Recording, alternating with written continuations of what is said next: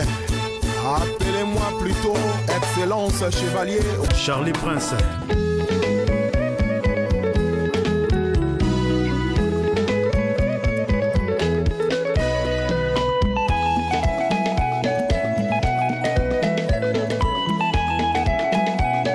Charlie Prince. Allez temporiser. Commande photo. Pression avec Charlie Prince.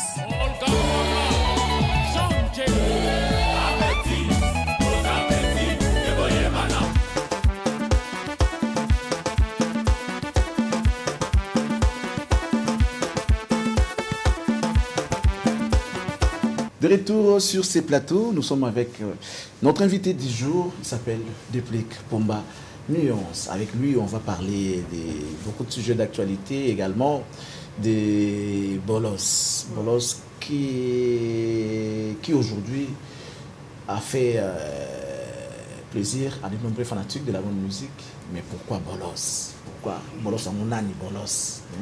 Bolos, pourquoi Bolos? Il est là, Déplique, bonjour. Bonjour. Je vous rappelle, hein, il est en Versace aujourd'hui. On dirait qu'on est oh.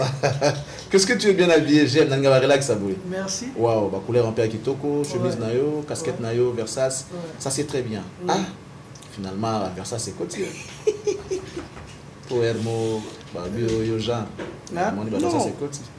Biso to bato to landara nzamba zo memena biso. Mm. Ki bato susu nde na beti boye ba ngaba yo loba fort.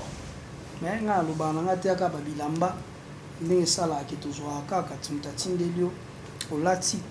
Voilà. Tatindeli yo. Na nga ba tindelinga so yaki mutu so nga loba ga pe yango Ponga pena ngana tuna yo osali vidéo tende ni facture ezaba pour le migolo. Voilà, ça biso facture. So la voilà, ça biso facture na dans vidéo. Fan vidéo. moi linga nga trop Mm. tindelinga ngo eza 500 €. Ah, ben, franchement, il est à remercier ces fans-là. Merci, hein, merci pour ces beaux cadeaux que tu as fait à l'artiste. Et nous, on l'aime beaucoup. C'est notre artiste. Il est gentil, il est généreux, il est bien avec la presse. Et on l'aime comme ça. Merci beaucoup. Mais Merci. on va rentrer déjà dans le vif du sujet. Ouais.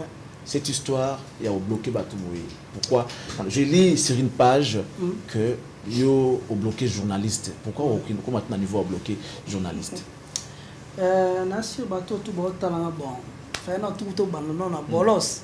Torozon à la bolos. Toké dans le sujet d'actualité. Donc nasi bato nyoso botala nga. Bon bato ba yeba nga te nde ba comprendre nga moi mal. Mais bato ba yebi Déplique ko ba fanda na Déplique ba yebi ki un garçon mo très poli, très généreux. Surtout, il est bien dans le bien Voilà. tout à l'heure. Donc oh peut-être tu as na TV tellement mboka na biso elinga makambo mo ya lukuta. Elinga mingi lukuta. Ok. Vérité ce que le gars là na mboka nanga. Ezaki après émission il y avait na biso na PC ba respect belé na ti le collé. Après émission nga la salle réaction na ben émission pour na voler faster. Na ben non pas tout nga vie na émission na non. Na mona ga des master ba osala ba en live.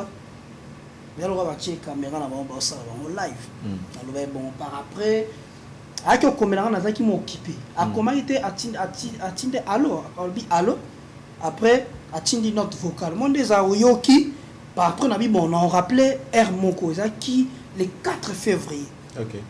Après na bi na ko na répondre R Moko du coup le grand micro naza au four moulin na ba studio nazo gita na bosanaki allez ko arriver numéro akomelenga na nangote. Okay. Et puis mec bon on a enregistré un lelo Vous avez un numéro na de kati te na na ngoti Ok. na enregistré numéro na combo nango lelo na émission o to na fandai na sima kuna on a comme là ça qui vite na enregistré quitté c'est ça la vérité non on a bloqué donc progressivement. Ok. Après progressivement ouais. Ça j'aime.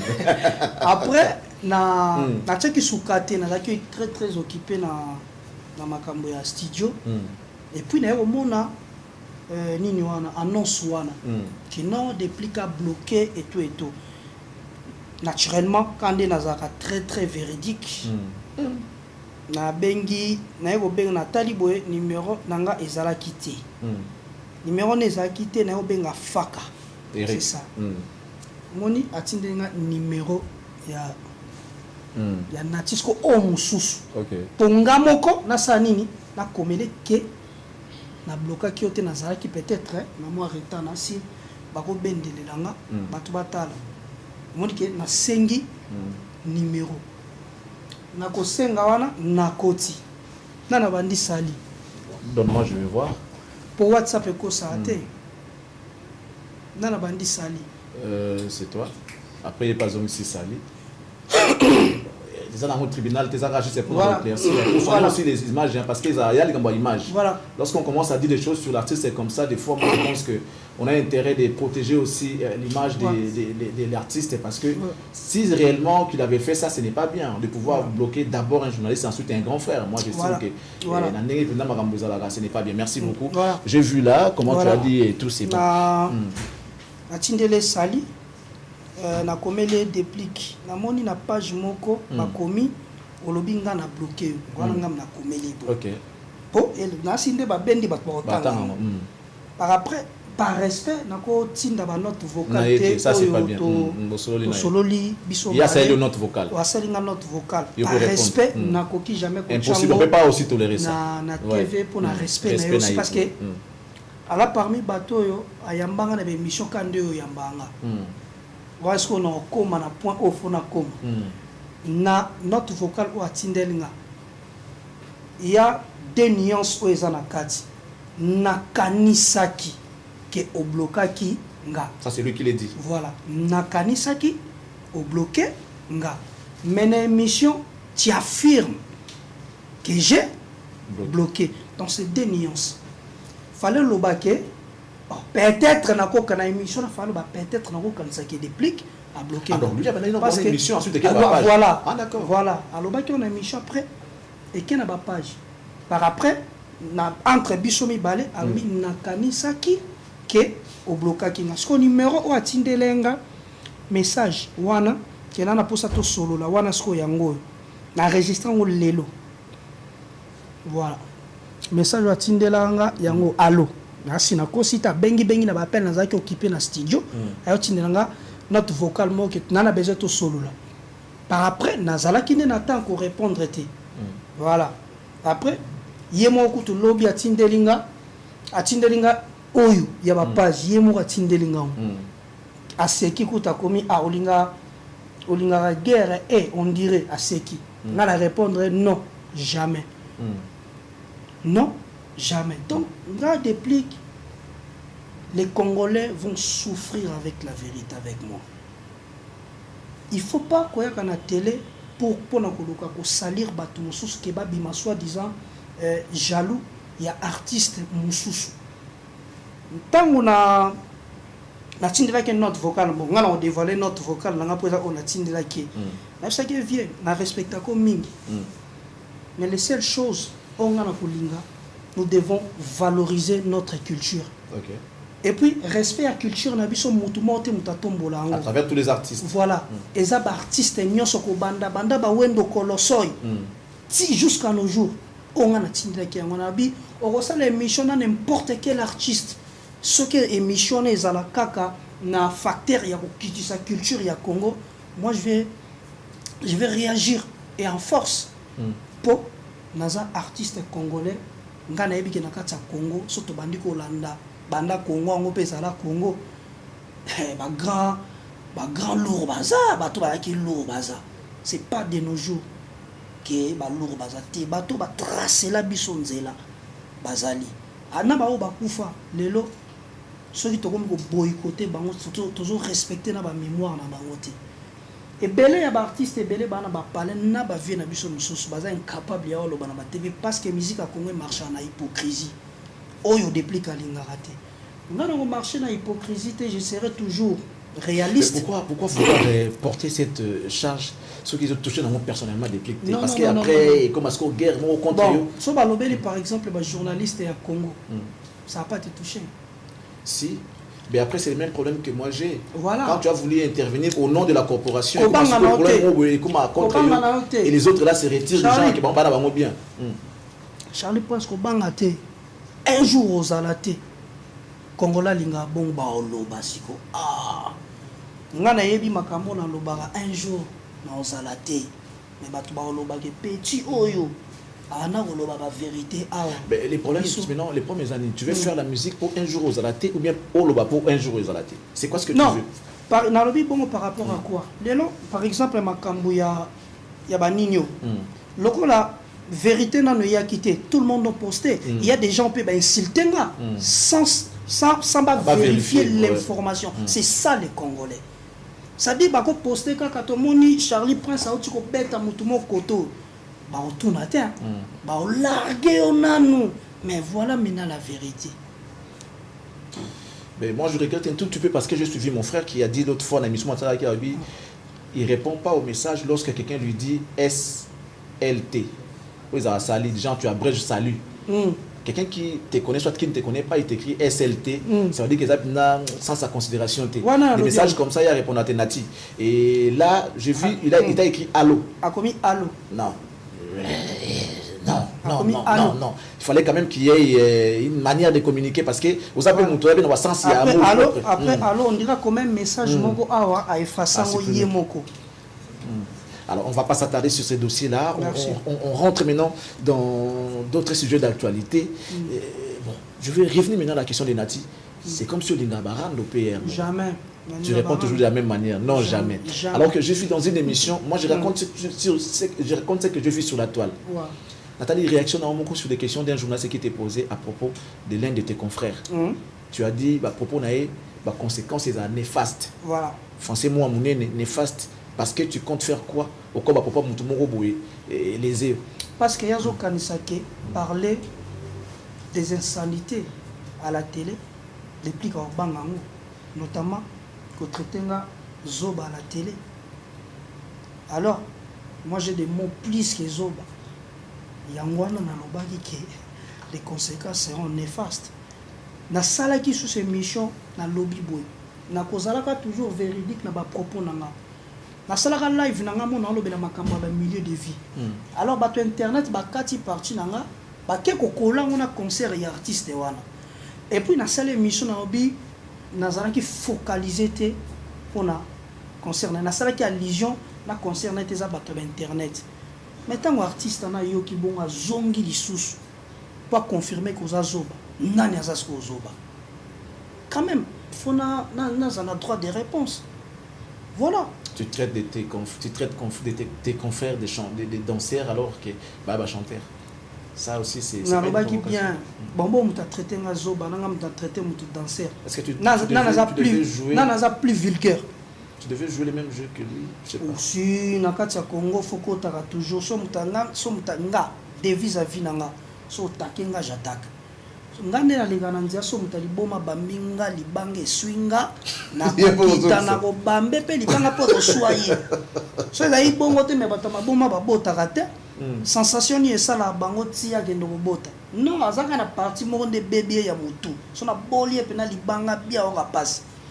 Mutu mtana ba devise na ya vie. Voilà, moi je suis comme ça. Il est chanteur, toi aussi tu sais qu'il est chanteur. Qui? L'artiste. Quel artiste? L'artiste dont on est en train de parler ici. Non, il est chanteur. Non. Il est chanteur. Non.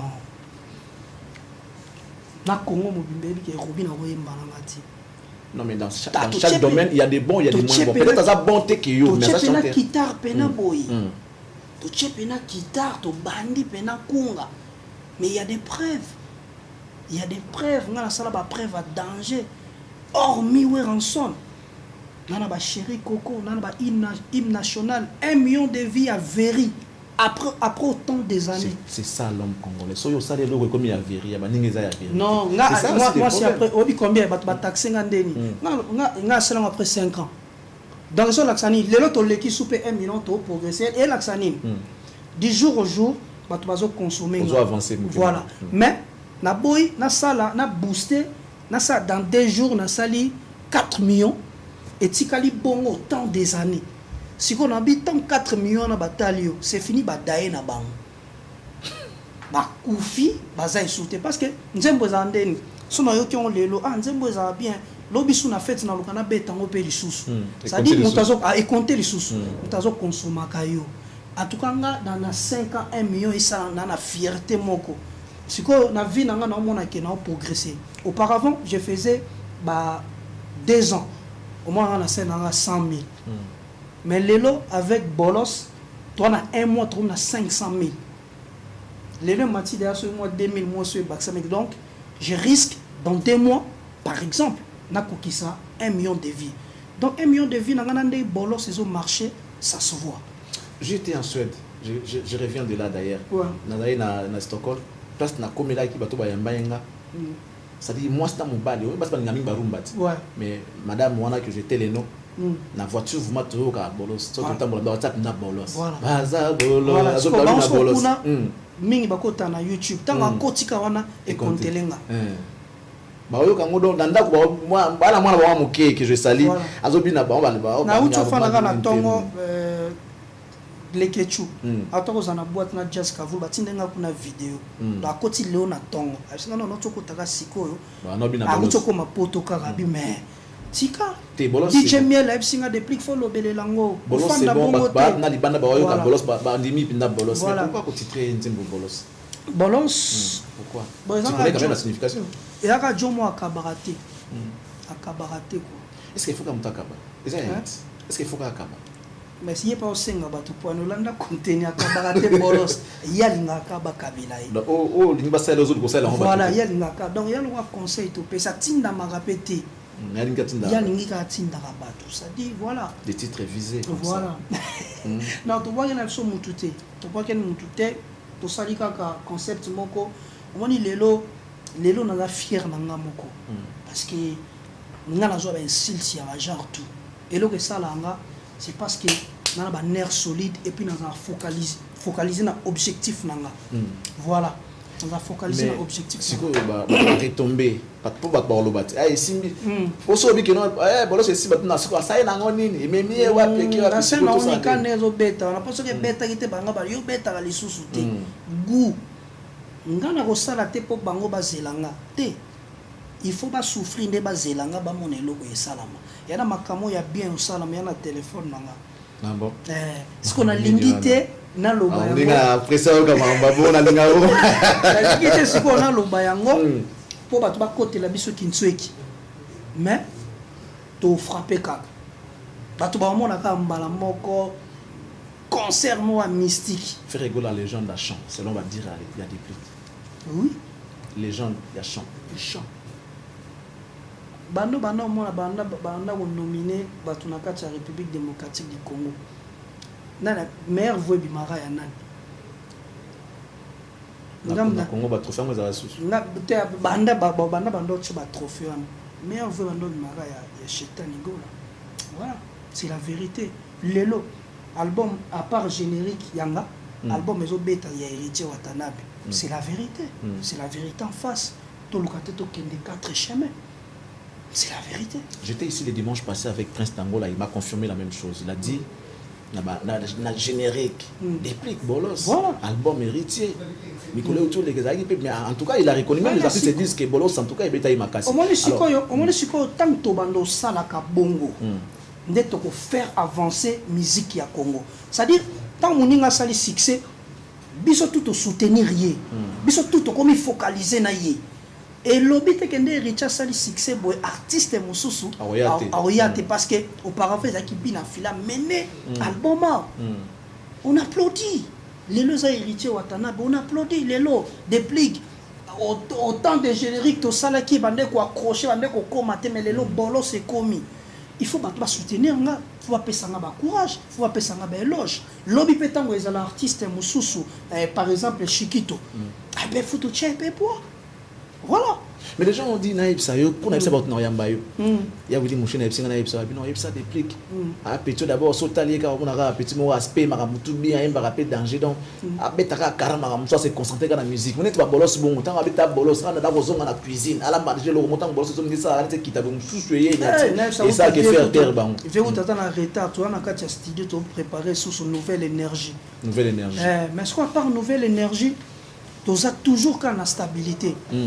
Toi toujours quand la stabilité bientôt la stabilité on a bimina nuté on a bimina nuté après bon je suis rumba ya vient nga déplique na vient JDT mulopo ça sera une tuerie boule sikoyo viens moko tala il y a des chanteurs hein tout ça là aventure il y a des chanteurs et des mélodistes dans la vie on a chanteur mais si quoi dans soit peut-être na sala moi 2 jours il y a calculé voix vie parce qu'on a calculé PV na niati via eko ya abeti azeli ko tout habité petit na okomi okomi pena ko atuka siko bitumbango c'est des personnes yamawa atuka ba tufu bazela to ça même maman na clip c'est que to là non mais les gens entendent quand même ces featuring avec ton vieux.